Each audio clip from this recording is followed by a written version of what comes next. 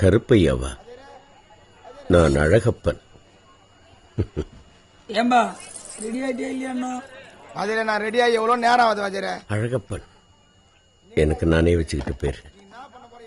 கேட்கவே அழகா இருக்குல்ல? 30 வருஷமா இந்த வேஷம் போட்டுக்கிட்டு இருக்கேன்.